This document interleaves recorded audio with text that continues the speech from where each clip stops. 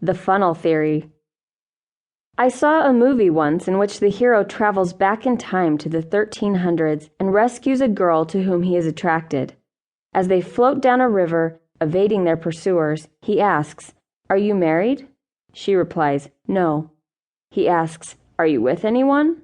She replies, "I'm with you." He recognizes she doesn't understand his question and tries again. "Is there someone you're seeing?" She replies, "No." Then, scanning the nearby woods, adds, "Is it possible they are hiding on the shore?" He then laughs and says, "We're speaking the same language, but you don't understand a word I'm saying, do you?" A similar level of confusion exists when discussing the subject of dating. It sometimes feels like we speak a different language, or that we are separated by 10 centuries.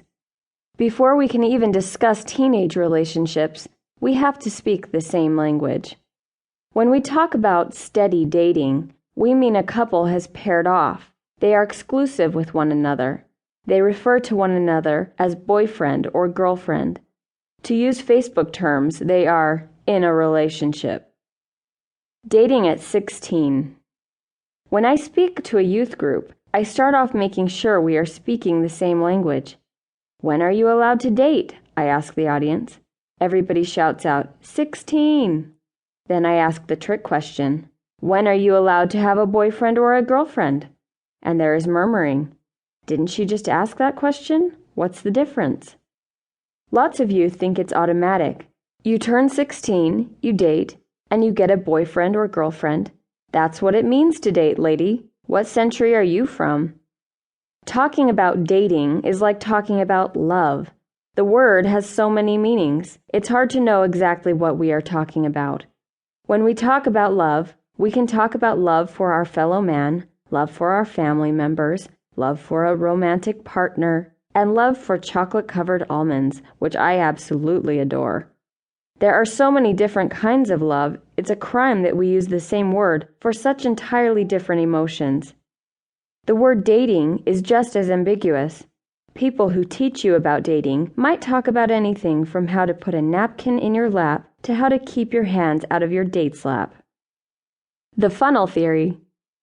To clarify the different types of dating, I have created a model. When my kids are trying to explain something new to me, like how to use iMovie, sometimes I don't get their point. In exasperation, they will ask, "What do I need to do? Draw you a picture?" I'm a visual learner, so I enthusiastically respond, "Yes, that would be great." Visual models make things so clear. When I first presented this model, I used the shape of a solitaire cut diamond because diamonds represent love, engagement, commitment, and marriage, the very things the funnel theory is about. However, it's hard to draw a solitaire on the back of a napkin when you're sitting with your friends at an ice cream parlor, so I started using a funnel for convenience.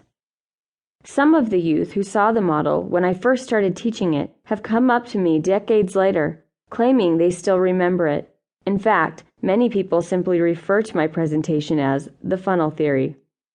The diagram looks like a funnel, the kind you would use to pour oil into your automobile if you're brave enough to change your own oil and not accidentally add oil to the transmission fluid. The top of the funnel represents the first stage of a relationship, and the bottom represents the last. As you progress through each stage of the funnel, your relationships become progressively more intimate. The first stage of the funnel is the biggest stage because you include the most people in this stage. Each stage gets smaller because as you progress toward the end of the funnel, you include fewer numbers of people in each stage. Stage 1. Acquaintance. My husband and I like to go to the movies on our dates. I know some people think it's boring to do the same thing every weekend, but we don't think it's boring. We see a different movie each week. The ticket taker at our favorite theater is an acquaintance. He is a darling young man who sits in a wheelchair as he tears our tickets. He doesn't know our names, but he smiles in recognition when he sees us. Most of us have lots and lots of acquaintances, so this stage is represented by the broadest part of the funnel.